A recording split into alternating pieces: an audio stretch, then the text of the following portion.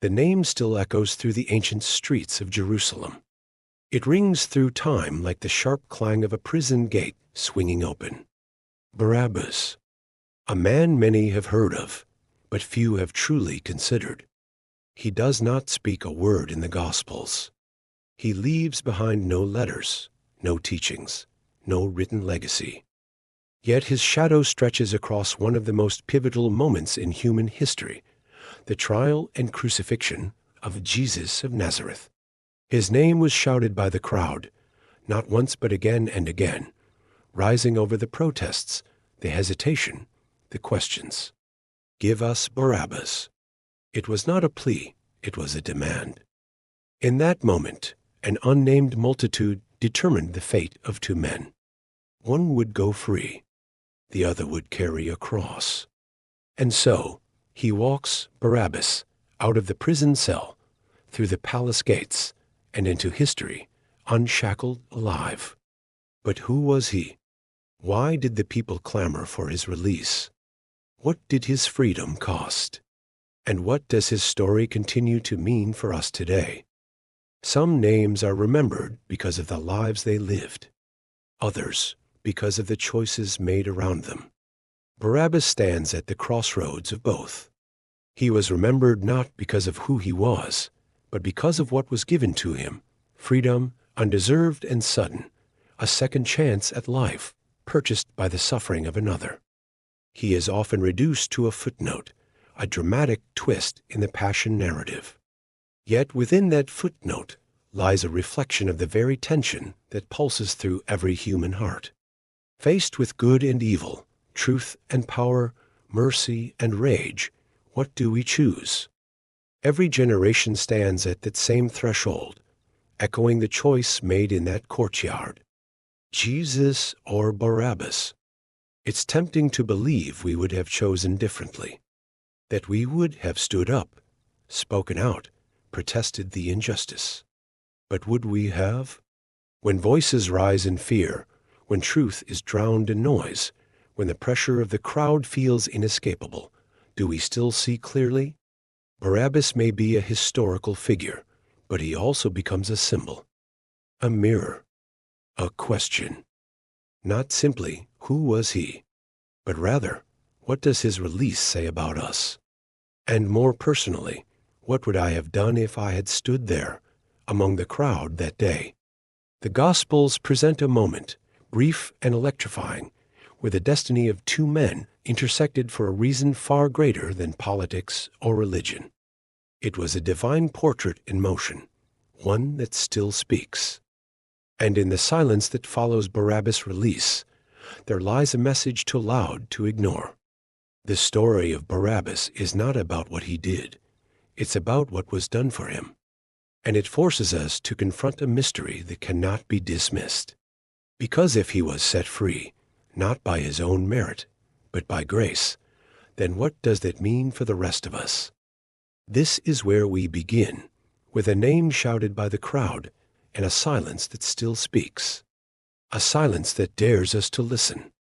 A man was freed instead of Jesus. What happened to Barabbas? As the dust of the introduction settles and the crowd's cry still echoes in our ears, we now shift our gaze from the symbolism of Barabbas to the substance of the man himself. No longer just a name passed down through the Gospels, Barabbas begins to take shape as a figure of controversy, resistance, and blood. He was not a bystander to history, but a man deeply entangled in the politics and passions of his time. The four Gospels give us glimpses of him, and while none of them offer an extended biography, each one adds a piece to the puzzle. Matthew calls him a notorious prisoner, a designation not given lightly by the Roman authorities. Mark and Luke both label him a man involved in insurrection and murder. John simply refers to him as a robber. At first glance, the descriptions may seem disjointed, but when brought together, they form a mosaic, one that reveals a dangerous and perhaps even admired figure. The Greek words used to describe Barabbas are particularly telling. In John's Gospel, the term used is alstrides, commonly translated as robber, but this word in its first century Judean context often implied more than theft. It could denote a brigand, someone involved in violent uprisings against Roman authority. This term was sometimes used to describe guerrilla fighters or those who operated outside the law for what they considered a righteous cause. In modern terms, one might say it referred to someone seen by some as a revolutionary and by others as a terrorist. In Mark and Luke, the word stasiast appears, meaning one who causes or participates in a stasis, an uprising, or rebellion. These were the kinds of men Rome feared most. Bandits could be hunted and contained, but insurgents threatened the very order of the empire.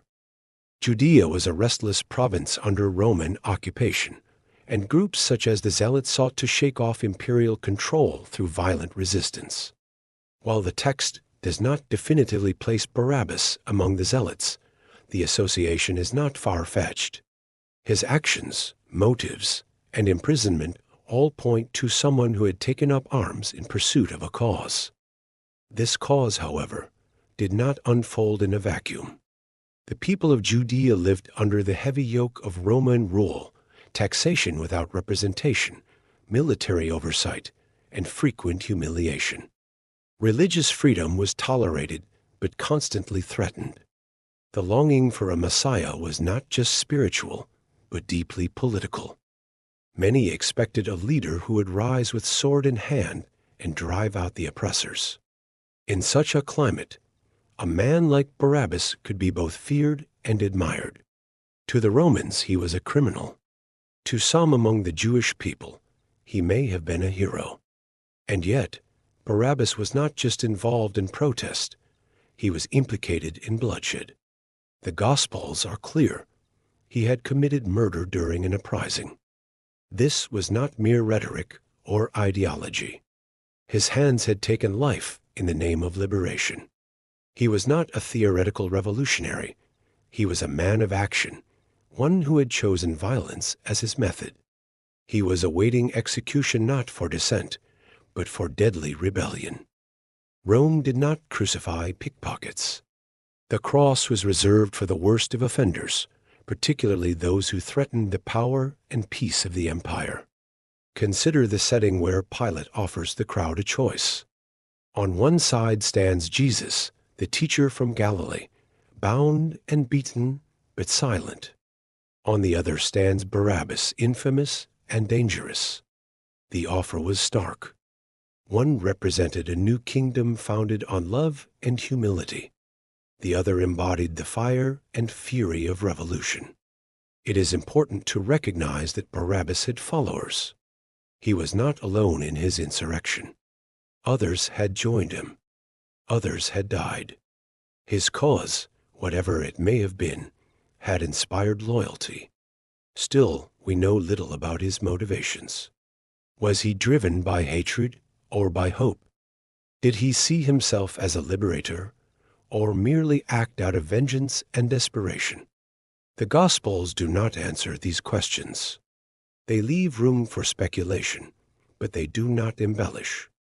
And perhaps this silence is deliberate, drawing the reader's focus not to the righteousness of Barabbas' cause, but to the outcome of his trial.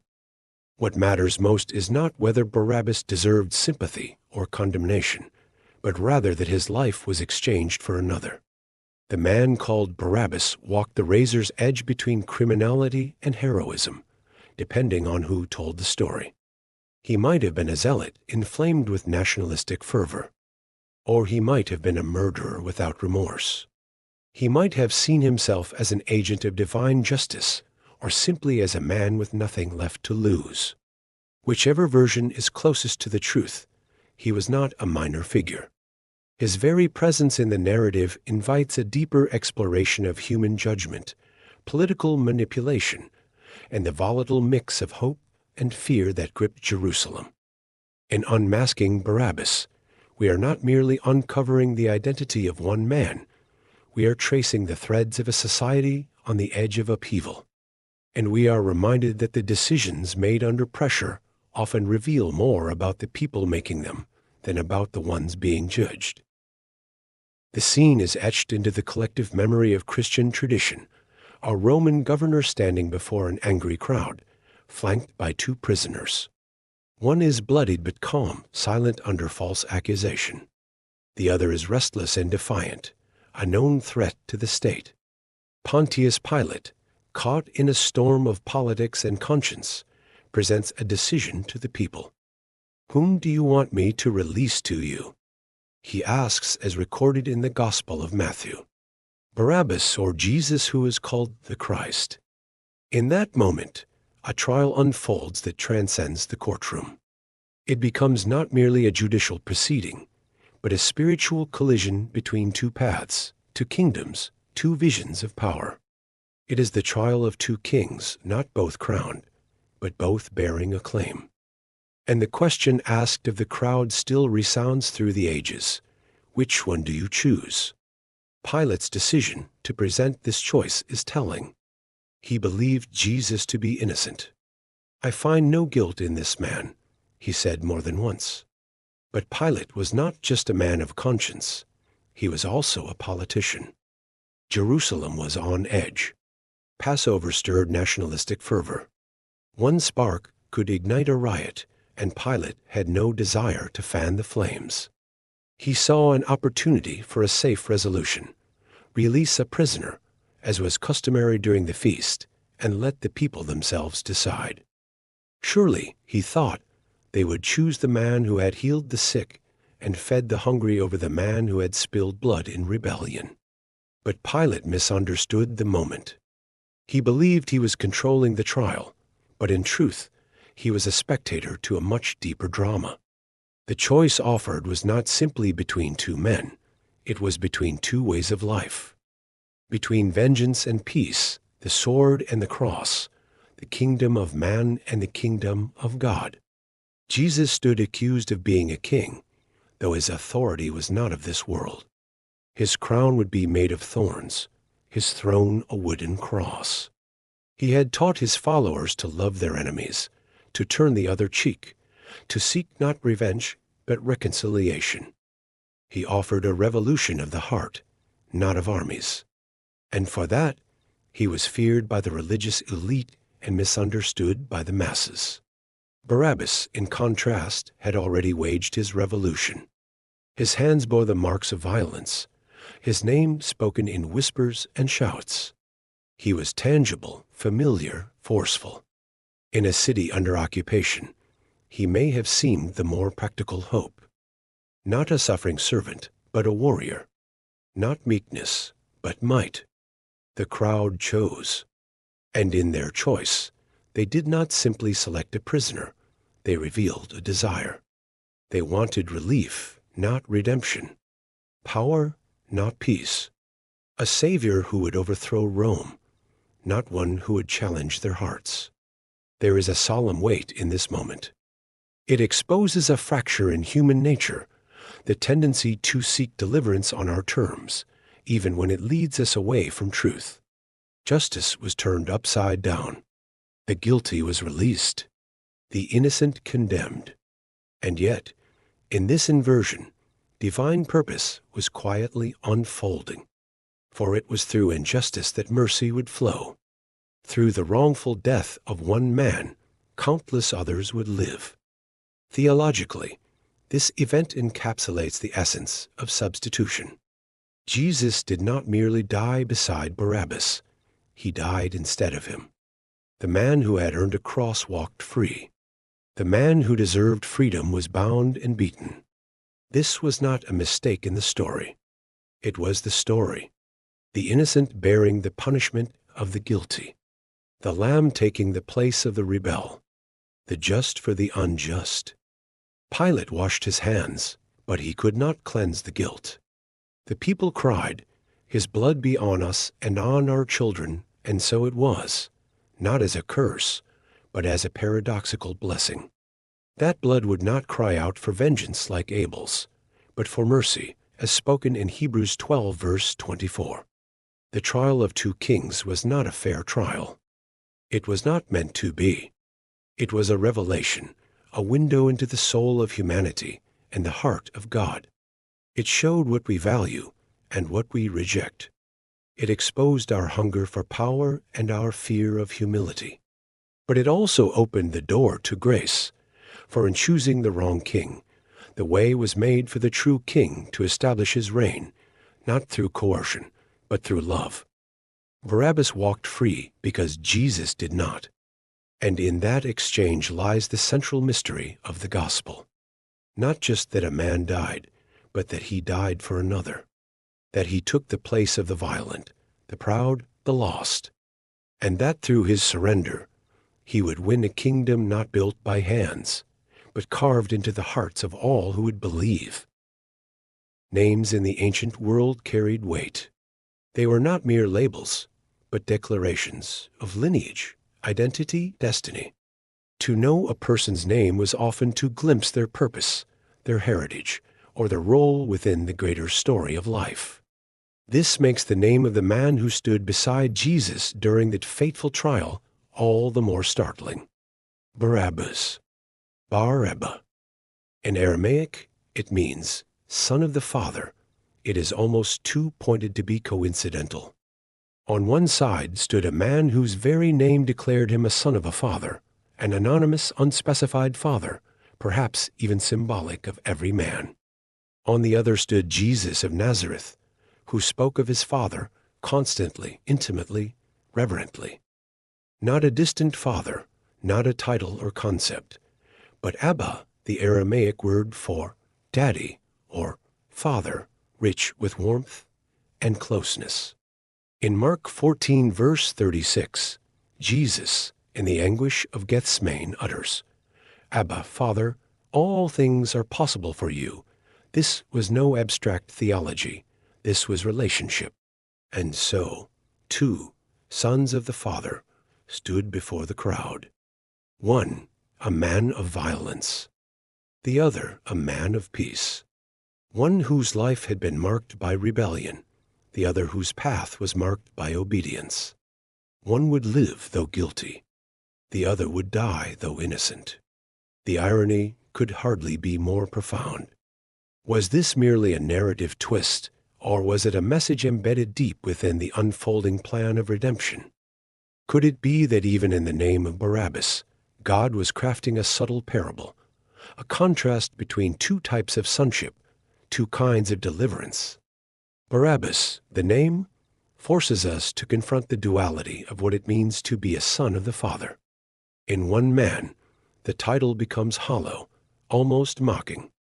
A man whose actions betrayed no resemblance to the character of God, yet bore a name of closeness and familiarity. In the other, we find the true image of the Father, Jesus, who said in John 14, verse 9, anyone who has seen me has seen the Father, not just a name, but a reflection. Not just a claim, but a revelation. The crowd chose the counterfeit son, the one who perhaps mirrored their unrest, their anger, their hope for a violent overthrow. And in doing so, they rejected the true Son, the one who came not to be served, but to serve, and to give his life as a ransom for many. The contrast doesn't end with identity, it extends to method. Barabbas sought liberation through force. He had taken up arms, shed blood, challenged the empire. Jesus sought liberation through surrender. He told Peter in Matthew 26, verse 52, put your sword back into its place. For all who take the sword will perish by the sword.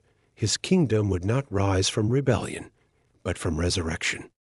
This contrast becomes a kind of living parable, a divine irony at the center of the passion. That day, the crowd didn't just choose between two men.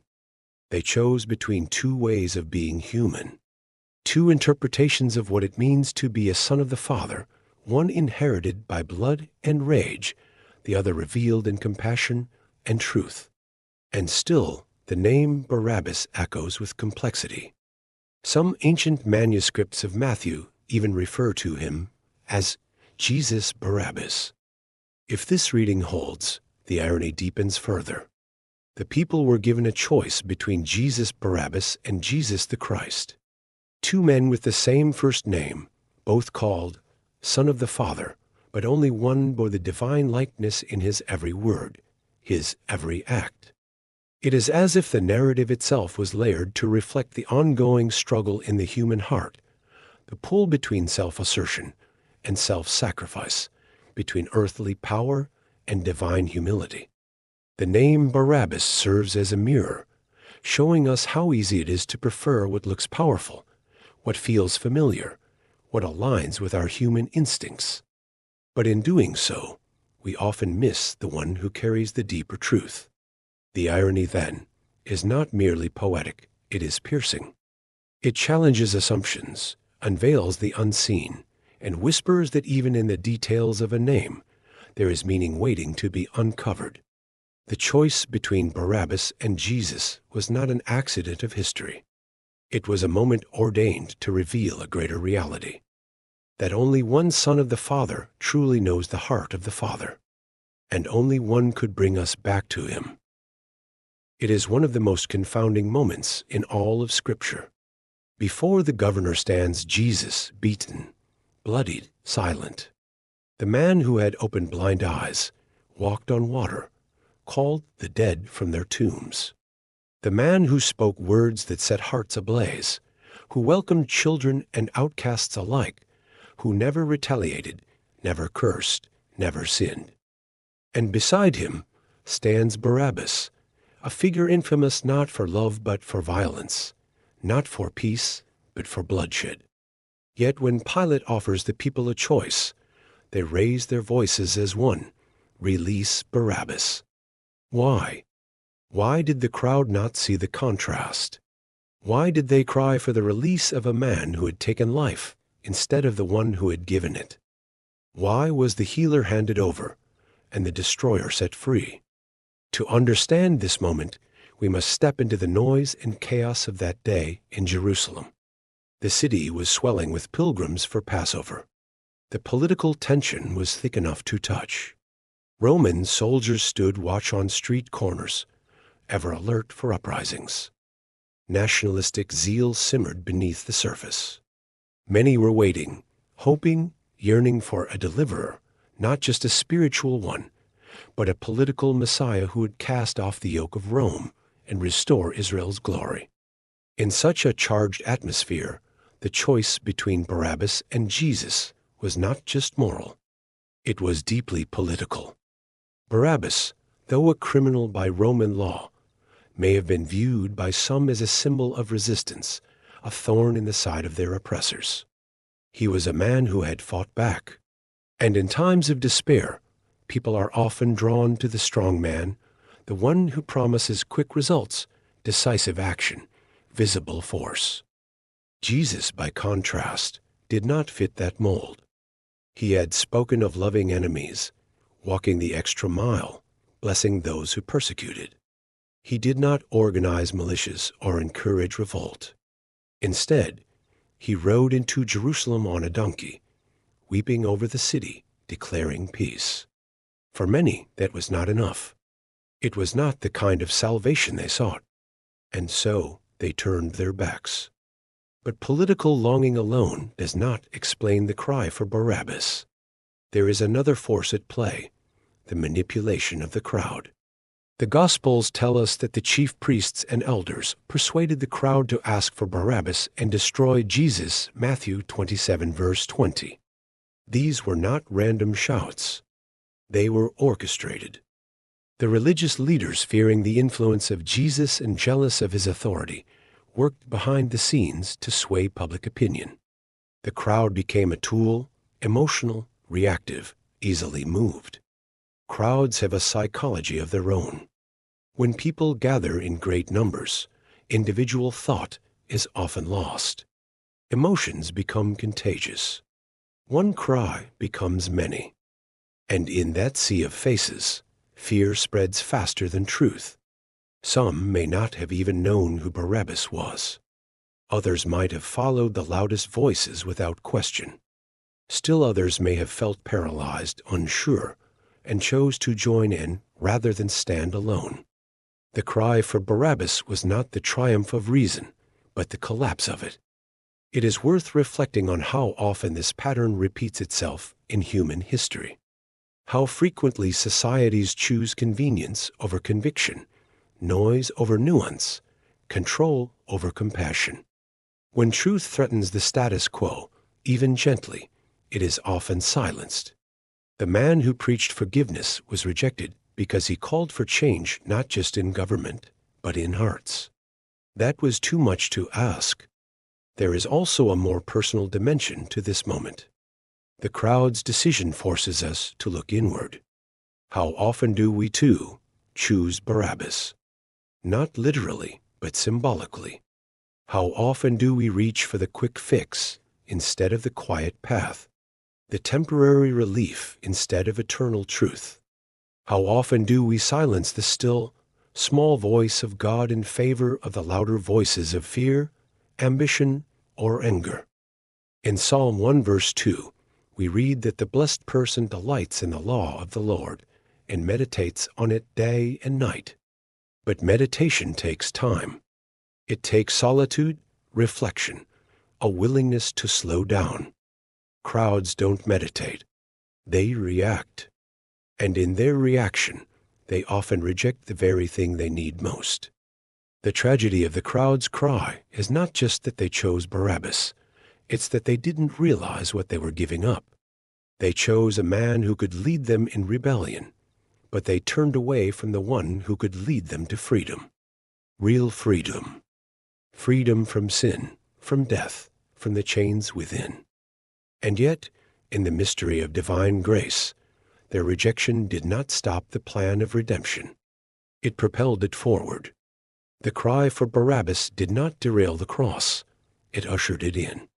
But that does not absolve the moment of its weight. It remains a solemn reminder of how easily truth can be shouted down, how quickly mercy can be ignored. The crowd's cry is more than an echo from the past.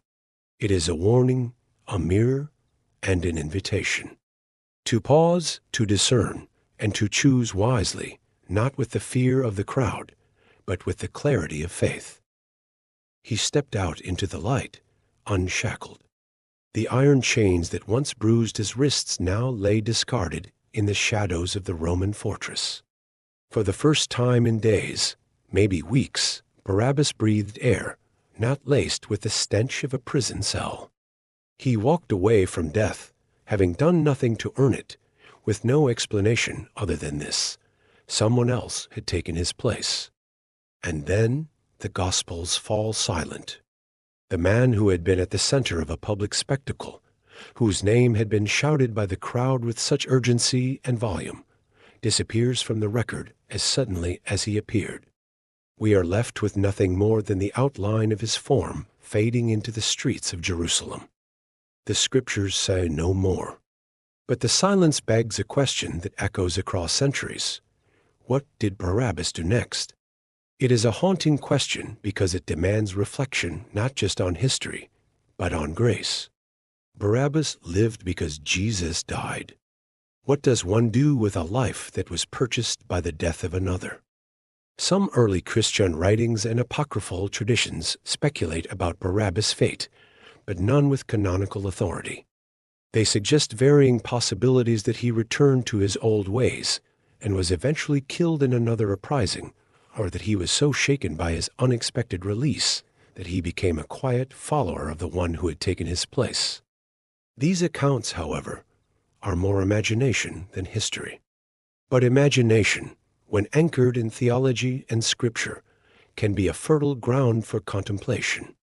One possibility is that Barabbas, stunned by his sudden release, faded back into the underground networks of rebellion. Perhaps he rejoined the remnants of the insurrection he had once led. Maybe the taste of freedom emboldened him to rise again against Rome. After all, people don't change easily, and revolutions don't pause for reflection. Yet, the human heart is not made of stone. Something must have happened to him in those hours after his release. Could he have wandered close to Golgotha that same day, drawn by the crowds and the whispers of what was unfolding just outside the city walls? Could he have stood in the crowd once more, this time silent, observing not with fury, but with confusion, as the man who took his place gasped for breath upon the cross. If Barabbas did witness the crucifixion, the moment would have been unbearable to ignore. 3 crosses were prepared that day. One of them had his name on it. The man hanging in the center was not supposed to be there. That was his cross, his punishment, his end. What does a man feel when he sees another suffer what he deserved? In that scenario, Barabbas would have seen something he never expected. A man not fighting for his life, not cursing his executioners, but praying for them. "Father, forgive them," Jesus said in Luke 23, verse 34. Could those words have found their way to the ears of the one whose life had been spared? If he heard them, did they haunt him or heal him? We don't know, but we do know the power of undeserved mercy. And we know that encounters with Jesus, even at a distance, often led to transformation.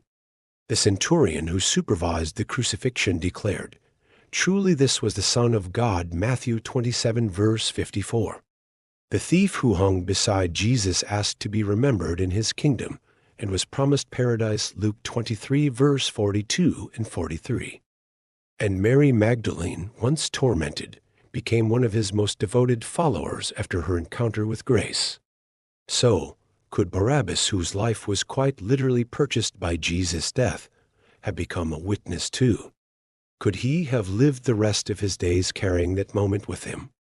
Perhaps he never told a soul, ashamed of who he had been, uncertain of what to do with the second chance that had been thrust upon him. Or perhaps he whispered it quietly, in homes and back alleys, to those who would listen. "I should have died that day, but someone else went instead." There is a theological resonance here that cannot be ignored. Barabbas becomes more than a man. He becomes a metaphor. His life represents every person who has ever stood guilty before a holy standard and been given freedom not because of innocence, but because of mercy. He is the undeserving recipient of substitutionary grace. And so the question of what Barabbas did next becomes more than historical curiosity. It becomes personal. What does anyone do after being given what they did not earn? Barabbas's story may end in silence, but the silence is not empty. It invites every reader, every listener, every soul to step into his sandals, to ask not only what he did next, but what we will do, now that we too have been offered release from the prison of our past. Perhaps that's why the Gospels don't say more. Because the story of Barabbas wasn't meant to be completed on parchment. It was meant to be completed in the lives of those who realize they've been spared. The afternoon sun hung heavy over Jerusalem, casting long shadows across the stony roads and city walls. Outside the gates, on a hill ominously named Golgotha, 3 crosses were raised, 3 instruments of public humiliation and death. Nails had pierced flesh, and cries of agony pierced the sky. The smell of blood mingled with dust and sweat, and a hush of dread settled over the watching crowd. Somewhere amid the onlookers, barely noticed, perhaps cloaked in anonymity, stood a man whose presence at that scene would carry more weight than any other bystander. A man who should have been on that middle cross. Barabbas. We do not know if he was there. The scriptures do not say, but the imagination, tempered by the gravity of grace, compels us to wonder. Would he have dared to stay in the city after his release? Would he have blended into the throng, pulled by curiosity, confusion, guilt? Would he have climbed the hillside unnoticed and taken his place in the shadow of the execution? If he did, what did he see? He would have seen a man suffering, not for his own crimes, but for the crimes of others. He would have recognized the nails, the scourging, the mockery as punishment reserved for people like him. Every strike, every insult, every gasp for air would have mirrored what should have been his own experience. He would have seen the cross not merely as a Roman device, but as a symbol of substitution. His punishment now hung on another's shoulders. And if he listened closely, he might have heard words that no condemned man had ever spoken. Words not of bitterness or vengeance, but of compassion, surrender, and forgiveness. "Father, forgive them," Jesus cried, "for they know not what they do." In the face of cruelty, Jesus offered mercy. In the face of injustice, he remained silent. In the face of death, he entrusted his spirit to the Father. What might have stirred in Barabbas' soul as he watched the man he replaced die without resistance? It is difficult to imagine the weight of such a moment. Guilt must have mingled with relief with horror. He had been given life, but at what cost? His freedom had not come from a loophole in the law or a secret pardon. It had come through a very public death. One man had been offered in his place, and now that man hung between heaven and earth, bearing the full measure of Roman wrath. To witness such a scene is not merely to observe suffering. It is to confront the magnitude of undeserved grace. Barabbas, if he watched from the shadows, would have been the only one who could say with absolute certainty, "That cross was mine." His guilt had not been a theory. It had not been debated. It had been proven. He had taken life. He had stirred rebellion. He had broken laws. He was known by the authorities, named by the people, and sentenced without appeal. The justice of his condemnation was not in question. And yet he lived. That kind of mercy shakes the foundations of self. It leaves a man undone. It demands a response, not of repayment, for such a gift cannot be repaid, but of reckoning. What does one do with a freedom purchased in blood? Some men respond to grace with indifference. They walk away, grateful but unchanged. Others are haunted by it, unable to return to who they once were. And some are transformed, compelled to live not just because they were spared, but for the one who spared them. If Barabbas watched Jesus die, the moment would have been more than historical. It would have been deeply personal. He would not have needed a preacher to explain substitutionary atonement.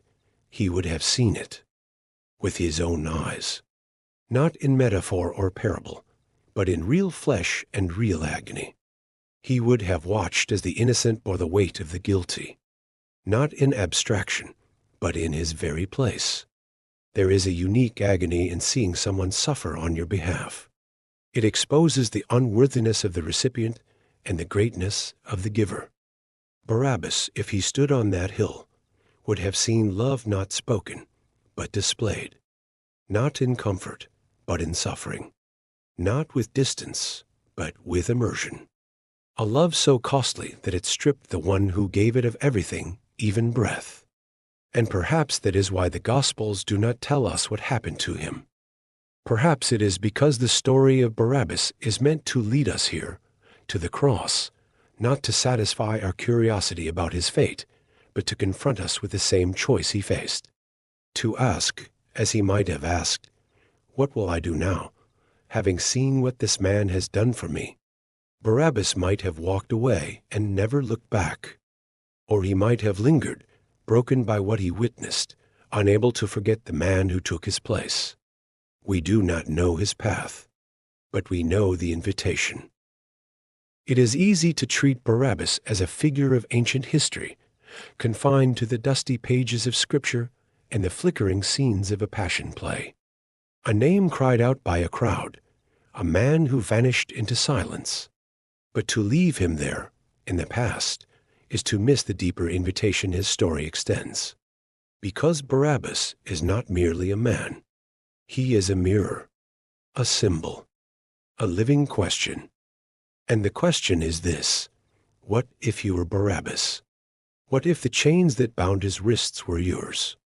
What if the sentence over his head had been written for your rebellion, your failures, your secrets? What if the cell he waited in, dark and final, was where your story stood still until someone else walked in to take your place? To see yourself in Barabbas is not an exercise in imagination, but in truth. The scriptures say, all have sinned and fall short of the glory of God, Romans 3 verse 23. Not some, not a few. All, the quiet transgressor and the loud rebel, the well-mannered and the wayward. No matter the degree, all carry the weight of a soul in need of rescue. And here lies the brilliance of Barabbas's role. He received what every soul longs for, but feels unworthy to grasp, freedom, unearned and unexpected. He walked away while another took his place. He lived because someone else died. That's not just a dramatic moment. That's the heartbeat of the gospel. You don't need a physical prison to be bound. Guilt can lock the soul in darkness just as tightly. Shame can rattle the bars. Fear, regret, and pride can build walls higher than any fortress. And yet, into that very place, a voice calls, "You are free." Not because you are innocent, but because someone has borne the cost. The moment Barabbas was released, he stood at a crossroads. His chains had fallen off, but his future was unwritten. Would he live the same way he had before? Would he view his freedom as a license to continue in violence, or as an undeserved gift calling him to something higher? And so the question comes home to us. What do we do with the freedom that grace provides? Freedom, real freedom, is not just escape. It is purpose. It is the dawning realization that you've been given another chance, not to indulge, but to become. To become more than your past. To become what you were meant to be. Barabbas had the chance to choose differently, to live in the light of a mercy he could never repay. So do we. The gospel does not glorify Barabbas. It does not excuse his crimes. But it does use him to declare a profound truth. No one is too far gone to receive the gift of substitution. No sin too dark. No rebellion too wild. If Jesus took the place of a murderer, what soul can say they are beyond reach? The cross of Christ was not merely a moment of unjust suffering. It was the great exchange. The guiltless Son of God took on the sentence meant for others. For Barabbas. For you. For me. And in the space where justice and mercy collided, a door opened. But stepping through that door is a choice. Do we walk into this new life unchanged, as though nothing happened? Or do we live with the constant awareness that someone stood in for us, that every breath is a gift, every moment an opportunity, every day a response to a love that spared no cost? To ask, what if you were Barabbas, is not to accuse. It is to awaken, to stir the soul into recognizing that the chains have already fallen, the debt already paid. You do not have to wonder if you are loved. You have only to look at the one who hung in your place. From chains to choice. That is the path of Barabbas. And that is the path laid before each of us. It is not about proving your worth or earning your second chance. It is about what you do with the mercy that has already found you. The Bible records no words from Barabbas, not a cry of gratitude, not a whisper of regret. His name appears suddenly, is shouted by the crowd, and then vanishes as abruptly as it came. No testimony, no recorded transformation, just silence. And yet, the silence itself speaks. It is the kind of silence that makes space for reflection, the kind that invites us to listen deeper, not with the ears, but with the heart. Because even though Barabbas left no spoken gospel, his life became a living parable. A man sentenced, then spared. A man who stood on the threshold of death, only to walk away because someone else did not. What would he have said if he had spoken? Perhaps we can imagine him in a quiet corner of Jerusalem, long after the crucifixion, watching from a distance as word spread of the resurrection. The man he thought was gone now spoken of as risen. Followers once scattered now gathering, proclaiming boldly that Jesus lives, that he is Lord, that he died not just as a victim, but as a Savior. Would Barabbas have believed? Perhaps one evening, he slipped unnoticed into a gathering of Jesus' followers. He sat in the shadows as Peter recounted that final week, the betrayal, the trial, the cross. And when Peter spoke of the prisoner set free, Barabbas might have lowered his gaze, feeling the weight of a story he knew too well. That was me, he might have thought. I was the one who walked away. And if someone turned to him and asked, "What do you remember?" what could he have said? I remember the chains, the cold of the stone, the silence when the guards approached, and I thought I would never see the sky again. I remember the cries from the courtyard, my name being shouted, over and over, and then the sound of the lock turning, the guards pulling me out, not to die, but to live. I thought it was a mistake. I waited for someone to come running, to drag me back, but no one did. I asked them who they were taking instead. They said his name was Jesus. I had heard the name before. Rumors mostly, healing the sick, feeding the poor, speaking of God like he knew him. I never met him, but he knew me. Somehow he knew me. Because he died on the cross that was built for me, perhaps his voice would tremble, not with emotion alone, but with reverence. I didn't deserve it. I didn't ask for it. I don't even know if I would have chosen him if I'd been in the crowd that day. But he chose me. He took my place. And now I carry his name in my memory every time I breathe. If Barabbas had told his story, it wouldn't have been a sermon polished with doctrine. It would have been raw, unfiltered, real. The story of a guilty man set free. And in that testimony lies the gospel in its purest form. Because the message of the cross is not confined to the articulate or the theologically trained. Sometimes the clearest proclamation comes from those who say the least, but have lived the most. The gospel according to Barabbas is not written in words. It's written in the shape of a man walking free. He may have never met the disciples. He may have lived and died in anonymity. But his story became part of the greatest narrative ever told because it mirrored the truth that stands at the center of redemption. Someone took our place. Even in silence, his life poses questions that pierce the soul.